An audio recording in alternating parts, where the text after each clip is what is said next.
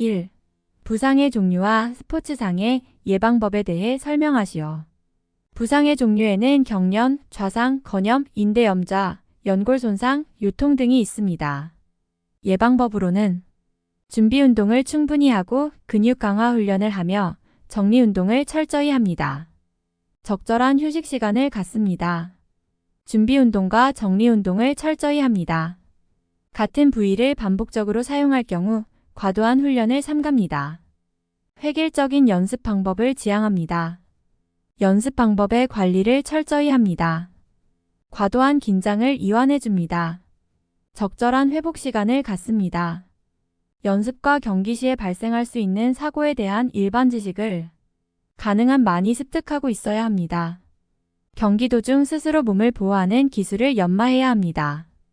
과도한 긴장이나 주의산만, 반칙행위, 난폭행위 등에 유의해야 합니다. 2. 과학 발전이 스포츠에 미치는 영향에 대해 설명하시오. 첫째, 다양한 훈련 방법과 시설 등이 개발되어 선수들의 신체 능력을 향상시켜줍니다. 둘째, 안전장비나 기술적 지원 시스템이 개발되어 선수들의 부상 위험을 줄여줍니다. 셋째, 다양한 기술적 도구가 개발되어 경기의 공정성과 정확성을 높여줍니다.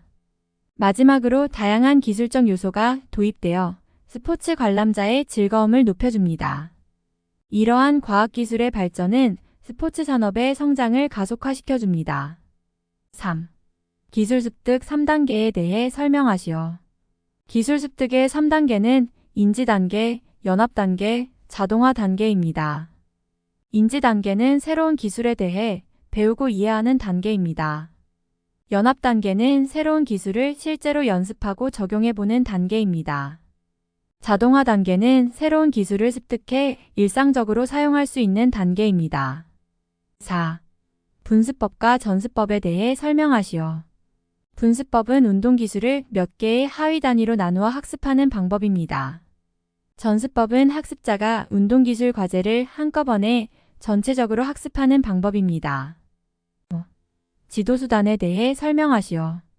지도수단에는 언어, 시범, 시청각, 이행강제 등이 있습니다. 6. 스포츠과학에 대해 설명하시오. 스포츠과학은 운동과 스포츠에 대한 과학적 연구를 통해 선수들의 신체적, 기술적, 심리적, 영양적 요인 등을 분석하고 이를 바탕으로 운동 성능을 향상시키는 방법을 연구하는 학문입니다. 스포츠과학은 운동선수들의 건강과 안전을 유지하면서 최고의 성능을 발휘할 수 있도록 합니다. 7. 지도자와 선수의 의사소통 방법에 대해 설명하시오. 지도자와 선수는 상호작용을 통해 서로의 의견을 나누고 문제를 해결해야 합니다. 지도자와 선수는 자신의 의사를 명확하고 간결한 언어를 사용하여 서로에게 분명하게 전달해야 합니다. 서로를 존중하는 마음을 갖습니다. 서로의 의견을 경청합니다. 신뢰를 바탕으로 합니다. 칭찬과 격려 등의 말을 적절히 사용합니다. 긍정적인 언어를 사용합니다. 8. 지도자가 선수에게 경기 전, 중, 후 지도 방법에 대해 설명하시오. 경기 전에는 선수들을 대상으로 전략적인 훈련 계획을 수립하고 경기에 대한 전략을 제시합니다. 선수들의 체력과 기술을 최대한 발휘할 수 있도록 지도합니다. 경기 중에는 선수들을 지켜보고 필요한 조언과 지시를 제공합니다. 선수들의 감정적인 변화나 상황에 따라 적절한 대처 방법을 제시합니다. 경기 후에는 선수들의 경기를 분석하고 피드백을 제공합니다. 선수들의 강점과 약점을 파악하고 개선 방법을 제시합니다. 또한 선수들이 심리적인 부담감을 덜어주고 자신감을 회복할 수 있도록 지도합니다. 9. 탁구 경기력 결정 요인 중 스포츠 환경이 미치는 영향에 대해 설명하시오. 스포츠 환경에는 경기장의 조건, 공의 상태, 경기 시간, 경기 대상, 관중 소리 등이 있습니다. 경기장이 밝고 깨끗할수록 집중력이 더 높아집니다. 공의 상태에 따라 스피드와 스핀에 영향을 미칩니다. 경기 시간이 길어질수록 선수들의 체력과 집중력이 감소할 가능성이 큽니다. 경기 대상의 경기력이 높을수록 선수들은 더 높은 수준의 경기력을 발휘하려고 노력할 수 있습니다. 관중 소리는 선수에게 집중력을 높여주는 긍정적인 부분도 있지만 집중을 떨어뜨리는 부정적인 부분도 있습니다. 10. 경기력 향상을 위한 과학적인 방법에 대해 설명하시오. 과학적인 방법에는 체력 향상, 영양 공급, 심리 훈련, 선수 모니터링, 데이터 분석 등이 있습니다. 이와 같은 과학적인 방법을 활용하여 선수들의 경기력을 향상시킬 수 있습니다. 11. 지도 방법 중 자아중심형, 과제중심형, 사교중심형에 대해 설명하시오. 자아중심형은 선수가 자신의 능력을 스스로 발견하고 개발하도록 유도하는 방법입니다. 이 방법은 선수의 자신감을 높이고 자기주도적인 학습 능력을 강화시켜줍니다. 과제중심형은 선수에게 지시사항을 주고 그에 따라 목표를 달성하도록 유도하는 방법입니다. 이 방법은 선수의 목표 달성 능력을 높이는 데 효과적입니다. 사교중심형은 선수들끼리 상호작용하며 동기부여를 유도합니다. 이 방법은 선수들의 사회성을 향상시키는 데 효과적입니다. 12. 체력의 요소에 대해 설명하시오. 체력은 건강체력과 운동체력으로 구분할 수 있습니다. 건강체력에는 근력, 근지구력, 심폐지구력, 신체조성, 유연성 등이 있습니다. 운동체력에는 순발력, 민첩성, 평형성, 협응력, 반응시간 등이 있습니다. 13. 피드백에 대해 설명하시오. 피드백은 지도자가 선수의 어떤 행동이나 행위에 대해 평가 또는 지시하는 것을 의미합니다. 효과적인 피드백은 선수의 발전과 성장을 위해 중요한 역할을 합니다. 피드백을 제공할 때는 첫째, 구체적인 내용을 제공해야 합니다. 둘째, 긍정적으로 접근해야 합니다. 셋째, 개선 방향을 제시해야 합니다. 넷째, 적절한 타이밍에 제공해야 합니다. 다섯째, 상대방의 감정을 고려해야 합니다. 14. 슬럼프와 고원 현상에 대해 설명하시오. 슬럼프는 일반적으로 선수들의 실력이나 성적이 하락하는 상태를 말합니다. 슬럼프는 신체적, 정신적, 환경적 요인 등으로 인해 발생할 수 있습니다. 슬럼프에 빠지면 기존의 수준을 유지하기 어려워지고 동기부여와 자신감이 저하될 수 있습니다. 고원 현상은 선수들의 실력이나 성적이 멈추는 현상을 말합니다. 초기에는 발전이나 성장이 빠르게 이루어지다가 어느 정도의 수준에서 멈추는 것을 의미합니다. 슬럼프와 고원 현상은 일시적인 현상이며 이를 극복하기 위해서는 목표를 재설정하거나 새로운 도전을 시도하는 방식을 취할 수 있습니다. 또한 자기 동기부여를 유지하고 긍정적인 마인드셋을 유지하는 것이 중요합니다. 15. 경기 전 심리적으로 고려해야 할 사항을 설명하시오. 심호흡을 통해 긴장감을 풀고 편안한 마음을 갖도록 합니다. 자신감을 갖도록 합니다. 긍정적인 마인드를 갖습니다. 순간순간 플레이에 집중하자고 마음을 다잡습니다. 스스로를 믿습니다. 차분한 마음으로 이미지 트레이닝을 합니다. 16. 경기력 향상을 위한 지도자의 역할에 대해 설명하시오. 첫째, 지도자는 팀 또는 개인 선수와 함께 목표를 설정합니다. 명확하고 현실적인 목표를 세우고 그를 향해 노력하도록 동기를 부여합니다. 둘째, 지도자는 경기력 향상을 위한 계획을 수립합니다. 훈련 일정, 전략, 기술 개발 등을 포함한 체계적인 계획을 통해 경기력을 향상시키는 방향을 제시합니다. 셋째, 지도자는 선수들의 기술을 발전시키기 위해 지도와 피드백을 제공합니다. 기술적인 부분에서의 강점과 약점을 파악하고 이를 개선할 수 있는 훈련과 연습을 제공합니다.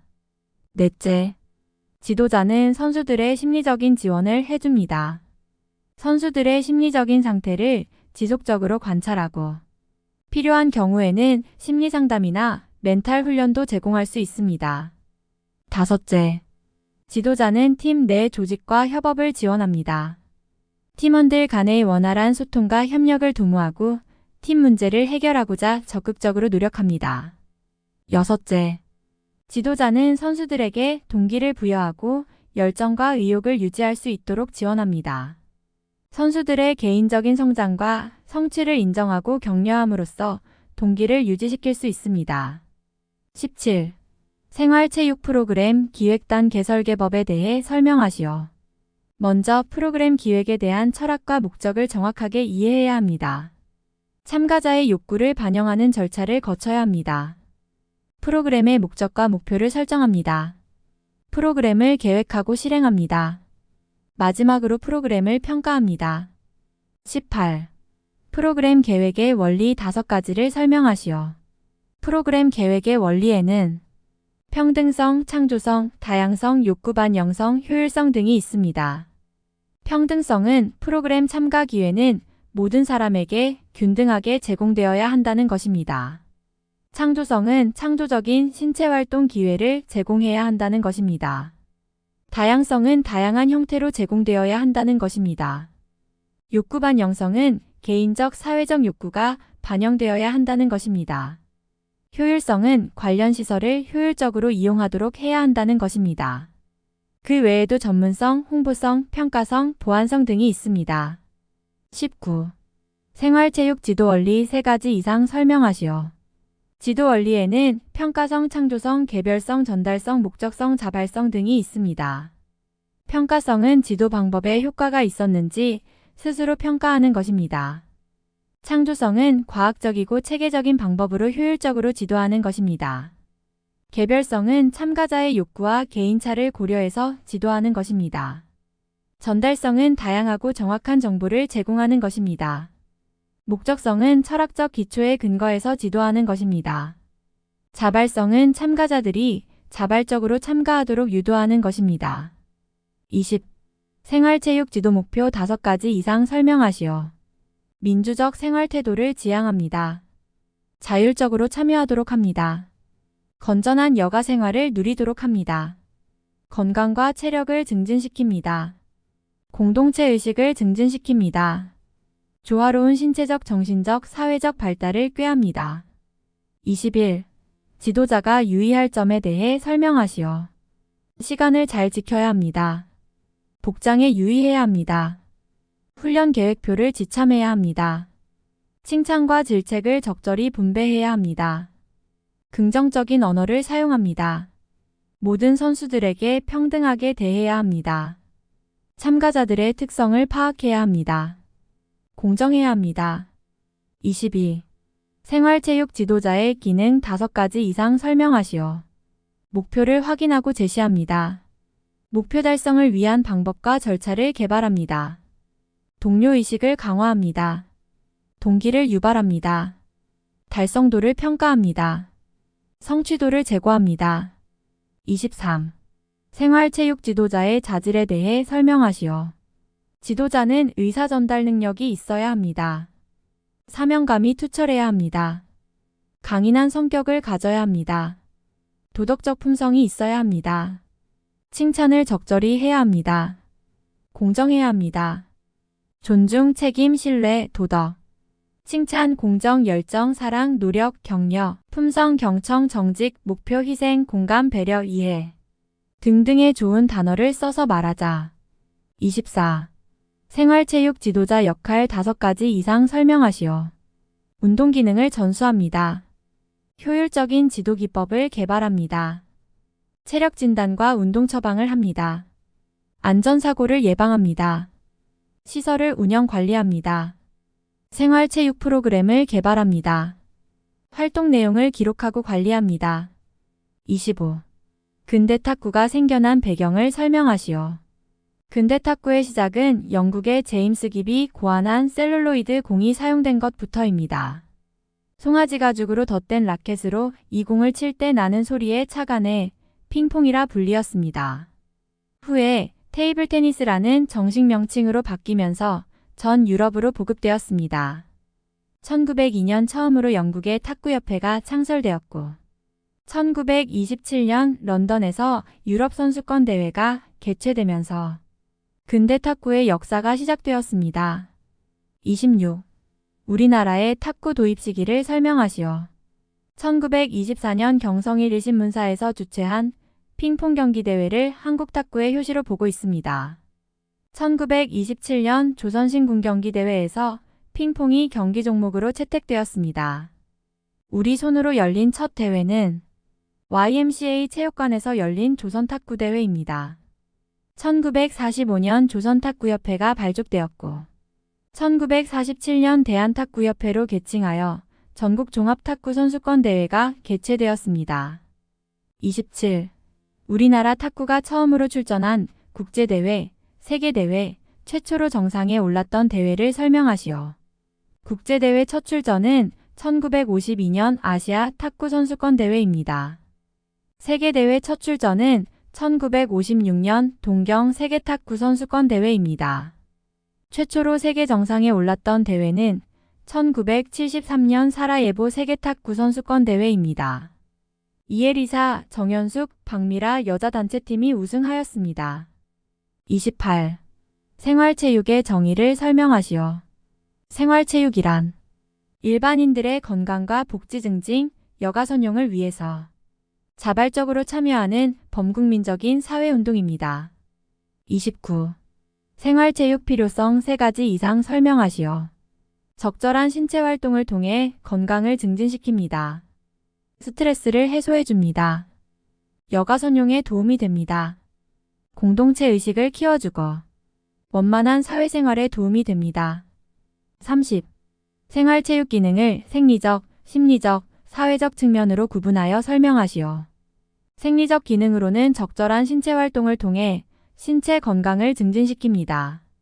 심리적 기능으로는 정서적 균형을 유지하고 긴장과 스트레스를 완화시켜줍니다. 사회적 기능으로는 사회 구성원들과 조화를 이루며 살아가도록 도와줍니다. 31. 효과적인 리더십 지침에 대해 설명하시오. 정직함, 목표에 대한 집중력, 열정, 구성원에 대한 존중 등이 있습니다. 32. 탁구 운동의 효과 3가지 이상 설명하시오. 전신 운동으로 칼로리 소모가 많이 됩니다. 기초 체력을 기르는 데 좋습니다. 근력을 강화합니다. 민첩성, 유연성 등을 길러줍니다. 두뇌 회전에도 효과가 있어 치매 예방에도 도움이 됩니다. 33. 탁구 운동의 장점을 설명하시오. 실내 운동이라 날씨에 구애받지 않습니다. 남녀노소 누구나 즐길 수 있습니다. 다양한 인간관계를 형성할 수 있습니다. 집중력을 높여줍니다. 안구 능력이 좋아집니다. 34. 생활체육 활성화 방안에 대해 설명하시오. 지도자를 효율적으로 활용하고 관리합니다.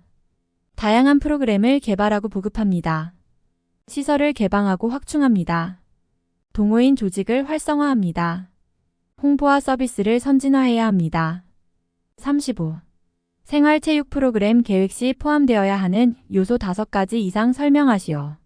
참가자, 지도자, 장소, 재정, 종목, 홍보 등이 있습니다. 36. 준비운동의 효과에 대해 설명하시오. 관절의 가동 범위를 높여주고 부상을 예방합니다. 혈류를 증가시키고 근육의 산소 유용성을 높여줍니다. 경기에 대한 심리적 적응도를 높여줍니다. 37. 흡연이 신체에 미치는 영향을 설명하시오. 산소량을 감소시키고 심폐기능을 저하시킵니다. 지구력을 저하시킵니다. 산소 공급이 원활하지 않고 운동 능력을 저하시킵니다. 38. 알코올이 신체에 미치는 영향을 설명하시오. 반응 시간을 저하시키고 평형성을 저하시킵니다. 지구력을 저하시킵니다. 저혈당인 경우 운동 시작 전 당을 섭취하여 보충한다.